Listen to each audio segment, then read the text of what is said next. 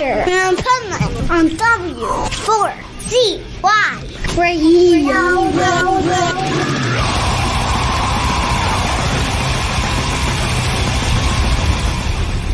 Wake up, America! It's time for the Adventures of Pipeman on W4CY.com, West Palm Beach's #1 internet radio station. Here's your host, the Pipeman.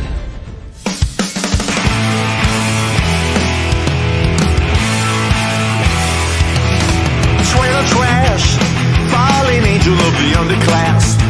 Teenage drive up with a perfect ass. Yeah, she moved in fast on me. When we first met, she was puffing on a cigarette.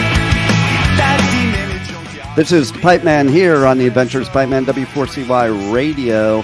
I'm totally excited about our next guest. We talked a while back, and we're talking again because they just played at Punk in the Park in Orlando, which, what a killer festival that is. I always love that one every year. But I love that it was in Orlando because I could actually drive to that one. Unfortunately, as everybody knows, my listeners, I had to miss that, which I was really bummed about missing this band's set, but they are killer, no pun intended. So let's welcome to the show, Blag from the Dwarves. How are you? Hey, how you feeling? I'm doing all right. And so let's just start off. How was Punk in the Park? Well, always a fun festival to do. This one was out in Orlando, so it's just hotter than hell out there. Yeah. And, you got to kind of contend with the super heat while you're playing. But, we had a lot of fun. I mean, I always have a good time in Florida. And we got to do a gig with TSOL in Daytona and a couple other things around the dirty South. So I had fun with it. Oh, we got to see Joe Queer at his place out in near Atlanta, and we recorded a couple of Queer songs. So that was nice. I'm thinking about what you're saying about Florida because I live in Florida, and I always wonder how bands like you that have a lot of energy even survive through a set in Florida heat. Okay. It's kind of easier to do a half hour than 45 minutes. I was sort of glad we had the early set thing going because, although maybe it would have cooled down a little bit later. I mean, yeah, you got to kind of figure for the terrain, and yeah, some of these East Coast summer shows can really debilitate you, but you get energy from the crowd and the people being out there and having fun with it. And, you see people singing along and all that. And it just kind of carries you along. That it reminds me of, Warped Tour, always the last show in August was always in West Palm Beach, which is near where my studio is and where I live. And I always used to be like, that's insane that you're doing the gig in August in West Palm Beach when you're doing something like Warped Tour where you're touring. It should have been something like is more in the beginning of the tour, Well, I never did Warped Tour. We never got invited to that particular set of reindeer games. They kind of kept out of that. And so from what I hear, it was not really designed for the comfort or pleasure of bands or crowd. No. It was basically about making the maximum amount of money for a bunch of guys with shoes or something. So I love that you brought talk about it. I love that you brought that up because I was just talking to somebody this weekend when I was at Riot Fest about that. And it was like the first year it was a real punk thing. And the rest of it never was. Yeah, most likely. I mean, it's, punk rock doesn't really replicate to me in any setting except for a little shitty club in the middle of the night. That to me is punk rock. Like, yes. Going to a festival and paying a shitload of money and buying a big t-shirt. I don't know, like I have fun doing that shit now because it's just easier for me and my band, and I can be seen by more people, and you can move more merch and get a bigger paycheck. I mean, it's great in a lot of ways, but it's just like none of it has felt like rock and roll to me ever. Well, to me, rock and roll happens in nightclubs in the middle of the night. It's so funny you should say that. Two things on that note is I remember in LA, I moved to LA in 1980. I was 13 years old, and the first club show I went to in LA, I was like, I'm never going to a real concert ever again. And that started me like for years, just every Friday and Saturday night going to club shows. To me, that is the best way to do a show for sure. Yeah, I mean, that just feels right to me, but I guess it's just kind of where you're from and what you grew up doing. Yeah. But for me, standing with a shitload of people and trying to have a big mass group experience is not really my idea of music, It's got to be intimate, Yeah, I mean, and a lot of the most fun I had with music too as a kid was a new record would come out, you'd go to your friend's house and everybody would listen to it, Yeah. And like, it's so rare now that I ever have an experience of listening to music with anybody, Right. It's just not really done. People watch TV, music is sort of for your earbuds or for the background or for while you're doing the dishes or while you're falling asleep or whatever, it's for me, the way I grew up, we really loved music, and a new record was a really big deal, and everybody didn't have it. And, you'd go to their house and listen, and you'd put it on, you'd hear it on the big speakers, and it would sort of mean something to a group of people, and the kind of experiences people have now with music, I think, are very private, and, they're not, it's not that same kind of social thing. And so I think it translates to like the big shows, the silliness, it doesn't come from the same kind of intimate thing that I grew up with music, Well, yeah, because like what I grew up with, same as you, it's like, first of all, you went and bought an album. You didn't know what it sounded like unless you went to their live show first, but otherwise it just looked cool. And it was an experience. Like you said, you'd get together with your friends. You would play the album over and over again, look at all the artwork, look at all the stuff, and like just totally get into it. Or I would go to club shows in LA, and then you would go with the band afterwards to either somebody's house or the Rainbow or someplace or whatever, and just party all night long. And everybody's like, there's more circle pitting after the show sometimes than during the show. Well, yeah, I mean, that whole world of festivals and buses and shit is very back-assward to me, too. It's like, oh, so you drive all night so that you can wake up in a parking lot at 10 a.m.? That sounds really fun. Love it. Oh, great, your bus driver got a good night's sleep. I don't give a fuck. The whole thing of that is just mindless to me. It's like, how about after the show, we relax and somebody has a party and we listen to some records and we have a conversation, how would that be? It's like, no, everything fits into a commercial realm. It's like, this is the period when people are drinking and we feed them alcohol, and this is the period afterward when you're not commercially viable anymore. So just be sleeping on a bus that's rolling, you're not, you don't really come into contact with a scene per se. Like some of the early experiences I had in rock and roll, I would like, going to Seattle for the first time and seeing how they were doing it there, and going to LA and seeing how they were doing it there, and going to New York City and seeing how they were doing it there, and then kind of hanging out and feeling what the town was like. Those are the kind of experiences that are very rare now, because everything's kind of been set up for maximum profit, and also for all these bands that are very scared of any interaction with their fans. I mean, I see it all the time at these festivals. It's like, we hide on the bus, and then we hide in the backstage, then we go out and say hi to the crowd, and then we go and we hide. We're hiding on the bus. We're scared. I don't know what to do, and you're just like, I know, right? Fuck, man. Like, why did you get into rock and roll in the first place? So you can No be scared doubt. and hide on your bus and talk to your tour manager and have your cheerleaders fucking carry your roadie cases around. It just, none of it really makes a lot of sense to me.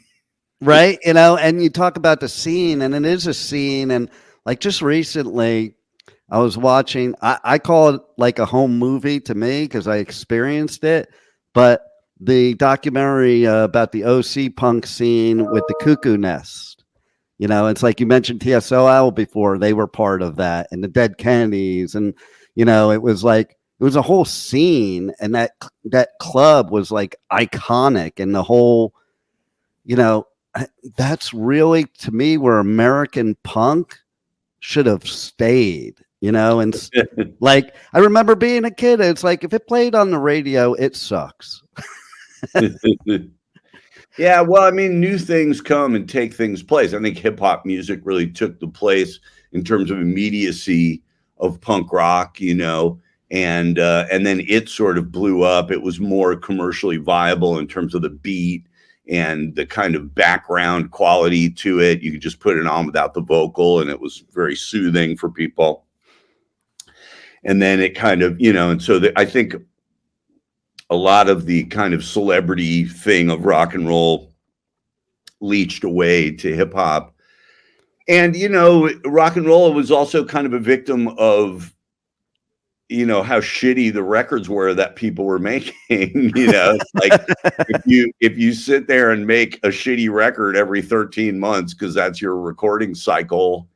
I mean, I just sat through a lot of really bad punk rock records where it's just like, really, this is your fucking record? Like, the people don't feel hungry, and they don't feel like they really give a fuck, and the rest of the people in the band don't really feel like they're trying. A lot of times it's like one guy that writes everything and kind of has the idea. I see that a lot with punk bands. And, you know, with my band, it was always more, I had good guys playing with me, and people that were interesting and would write a song, and something new would come up, and you go, oh, we could try this, you know. I think with a lot of bands, they just kind of do what they always did. There's gold in the middle of the road. You do what you do, you know.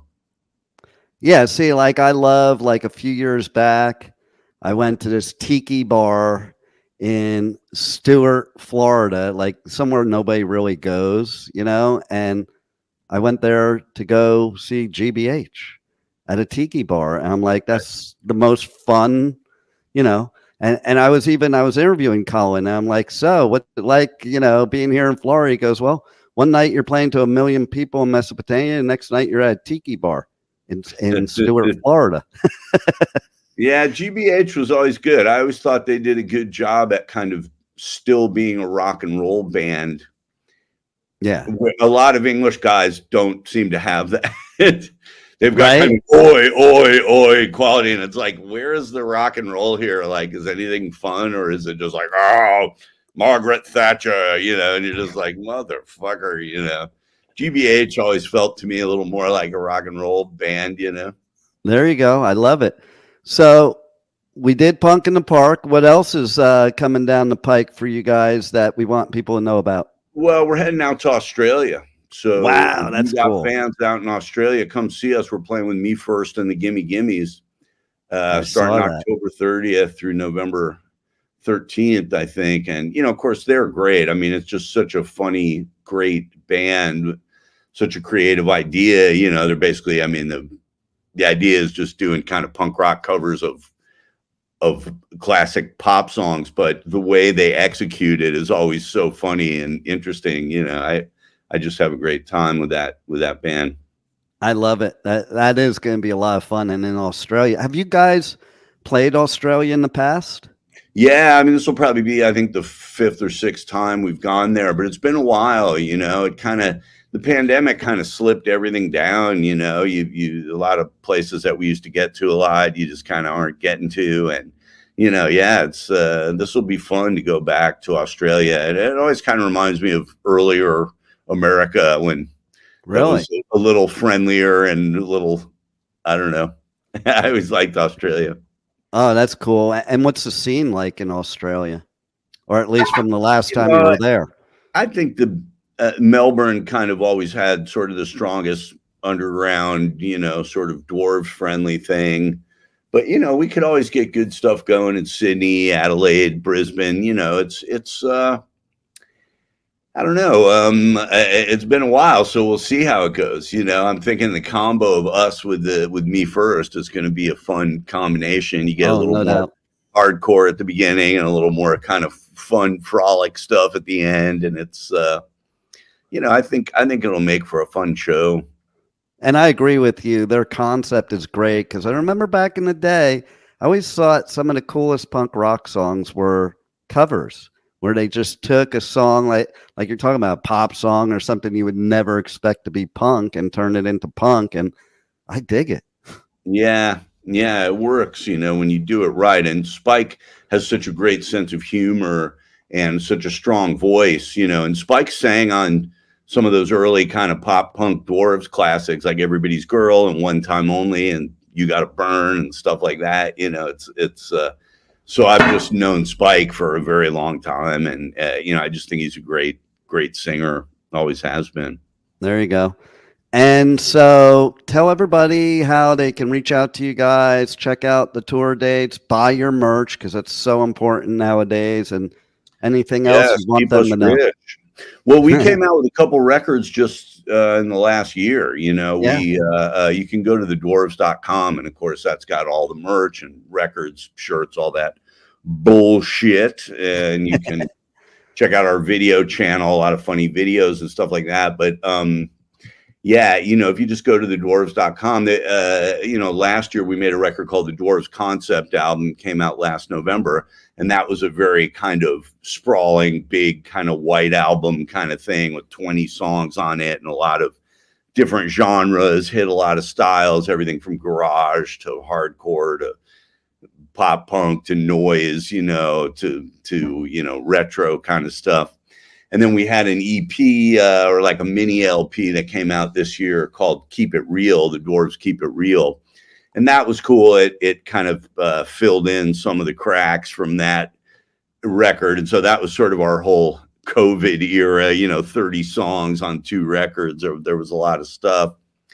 And I'm working on another Ralph Champagne record. I make solo records under the name Ralph Champagne, which is a little more, retro, country, lounge, rockabilly, whatever kind of a feel to it.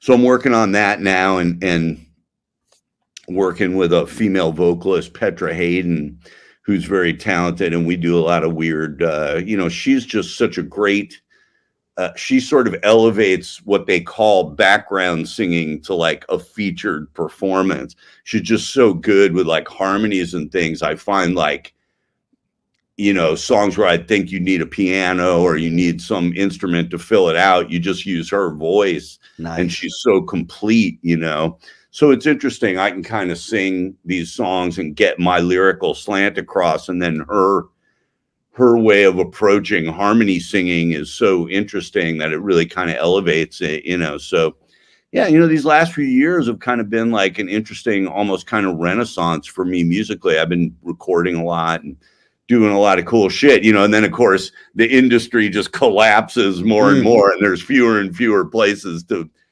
play or to sell stuff or to do whatever. But I just keep kind of looking around and going, yeah, but this is a cool song. This is a cool record. I'm just going to do this. I sort of gotten to the point where I don't know what else to do. I just do it. So how do they check out your solo stuff? It's a Blag Dahlia record. And it's called Introducing Ralph Champagne. I think the new record, maybe I'll just do Ralph Champagne and have that character take over completely. He's more like a low rent Hugh Hefner kind of guy, But yeah, you can find it all at thedwarves.com. I under the merch section, you just go to the LPs and you can find it there. And I think a lot of people who like different kinds of genres and not just punk will really get a big kick out of that record. It's people hear it and it's a real 180 from the Dwarves and from what I usually do. So nice. You can find those records. All the Dwarves records are back in print. Over the last few years, I got everything in print, and so demand it at your record store or just go to thedwarves.com and buy it up, but it's out there. You can get the Dwarves catalog and you can get my solo stuff. And there's some interesting stuff in there.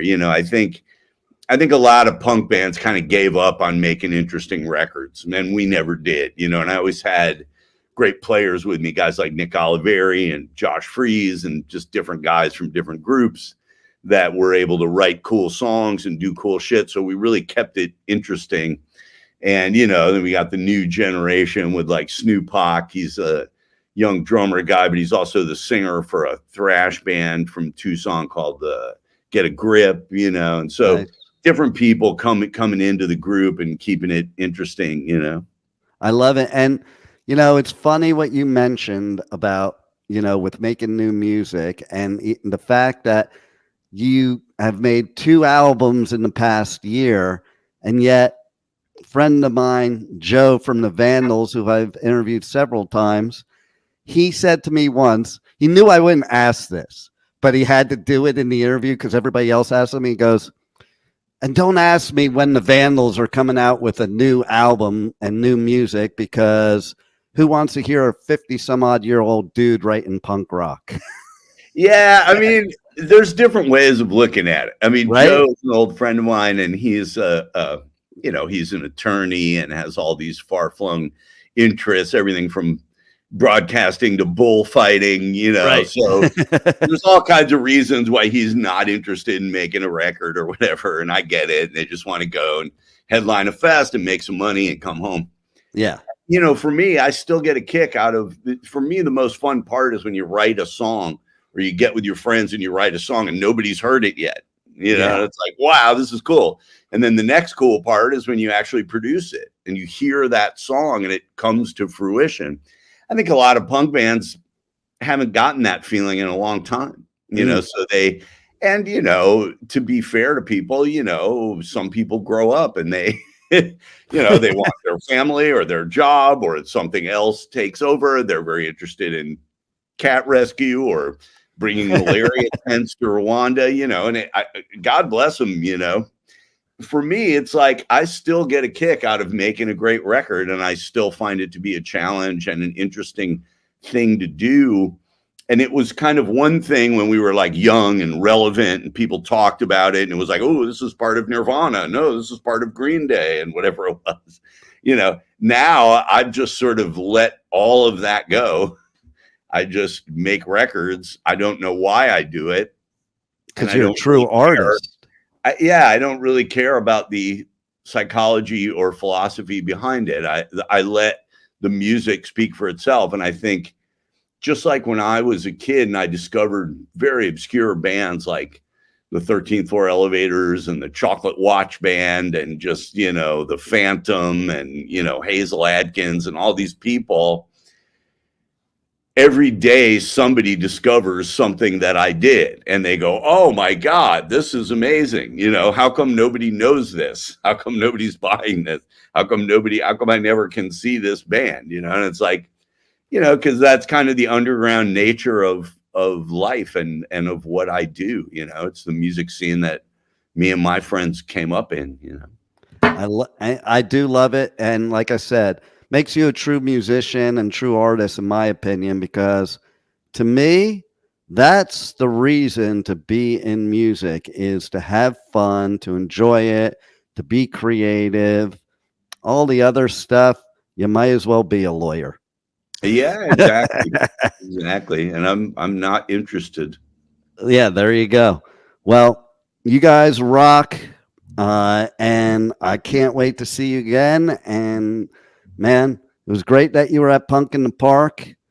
And man, thanks to Cameron for throwing us on there. And yeah, man. And man, have a blast in Australia too.